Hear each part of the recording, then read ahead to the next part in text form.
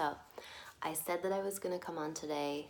No, wait, I said I was going to come on yesterday to talk about and demonstrate the way that I test you remotely, if you want me to help choose which formula might be primary for you at the time that I'm testing.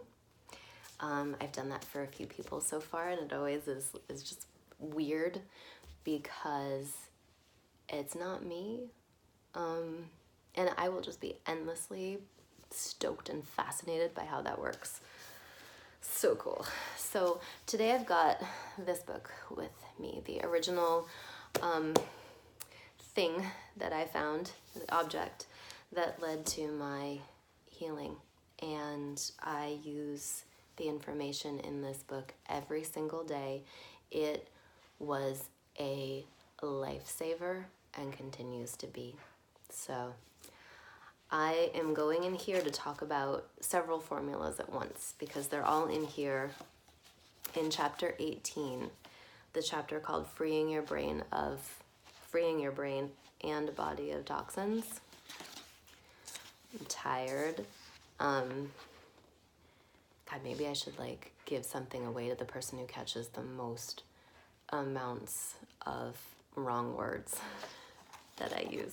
When I get tired, I start saying all the wrong things and I start dropping and breaking things. So I'm sitting down. So I'm going to go into that in 1 second, but I just wanted to read something that this helped me so much, and I cannot stress this enough, especially right now when fear of glucose and fructose and sucrose and I don't know, all the sugars is so intense. And some of you know that I was paleo and paleo-ish for 7 years. And at the tail end of that time period is when I got deadly ill. And it allowed me, living this way for the better part of this calendar year, has given me a chance to really see some contrast in myself. And this is the birthplace of what I make. And you know how it is when people, the great chefs of the world, they come out with these incredible recipes, and then people take the recipe and they do something to it. And then they're like, I did something to whomever's recipe. And it carries on like that. And this is what happened with me and this book. I took recipes and I brewed them in a different way than was given. And that is all I do. That's a nutshell of what I do. I take recipes and brew it different. But I wanted to just talk about PTSD really quick, and then just chat about this formulas, whatever. Nobody cares about the formulas, right?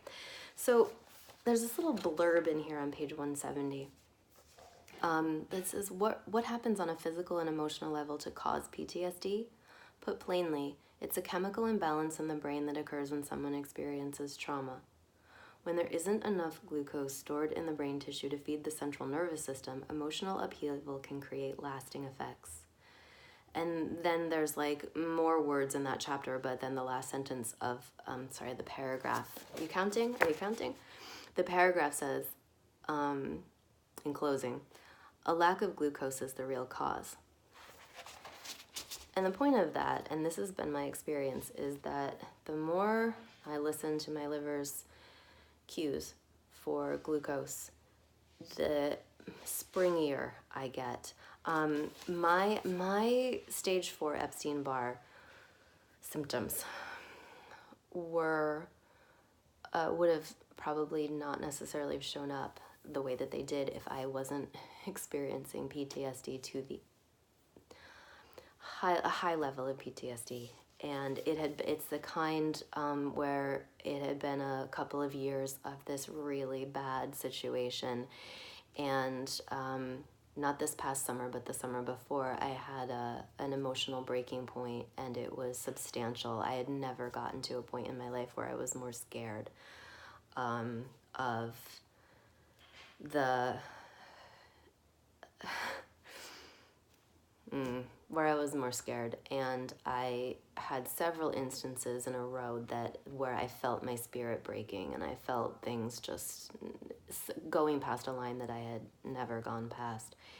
And I got myself out of that situation pretty quickly in the end, but the trauma ran deeper than anything that I've experienced in my life, and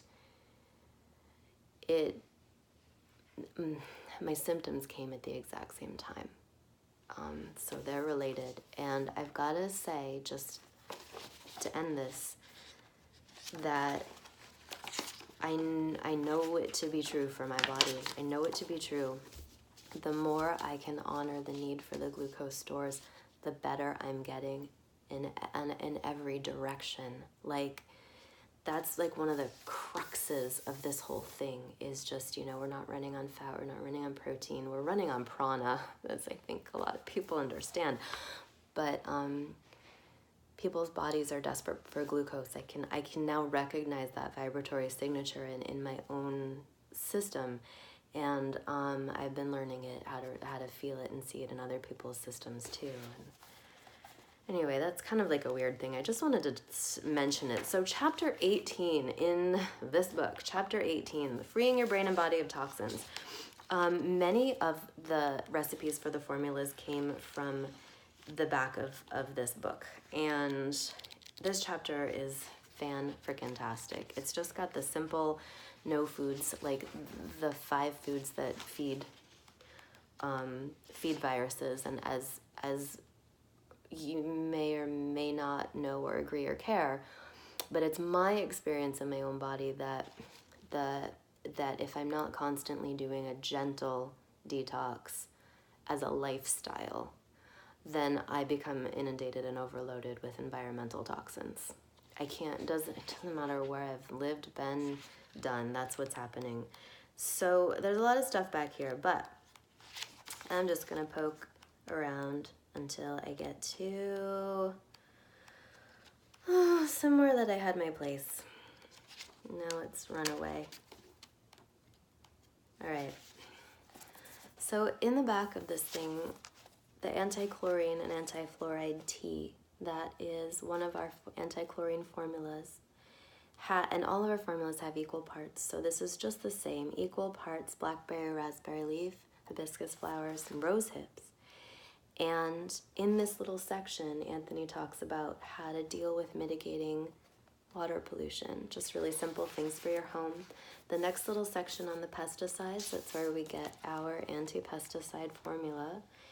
And it's a great section on just really, really simple. The paragraphs are not big. The plastic section is back here. The cleaners, radiation. So that is like half of our teas. Are you counting my mistakes? Half of our formulas came from the teas in this book. And it's really nice to just sit and read the not even 2 pages that Anthony gives about radiation and what you can do, and chlorine and what you can do. The world is not likely to get any cleaner, and we're evolving. We are adapting like gangbusters. But that's why I make what I make. Gentle, daily, continuous detox. Not the kind people usually think about, the kind where you get ill while you're doing it because it's actually making you sick, or it's too much, or it's too intense, or whatever. Detoxing isn't what the mainstream health industry, or even the trendy, I don't know what to call this, it isn't necessarily what they're telling you it is. And I can't recommend enough finding out what it is for yourself, really digging into that, and then seeing how simple can you make it, how much can you simplify what you're doing each day, to just roll along. So hopefully some of this was helpful. I'm exhausted today, so I'm a little bit rambly, but I'm gonna go away now, and I will see you tomorrow. And let's just say that at some point during the 12 days of Christmas, Slow Life Wellness will show you how that testing is done. Love you. Have a beautiful rest of your day.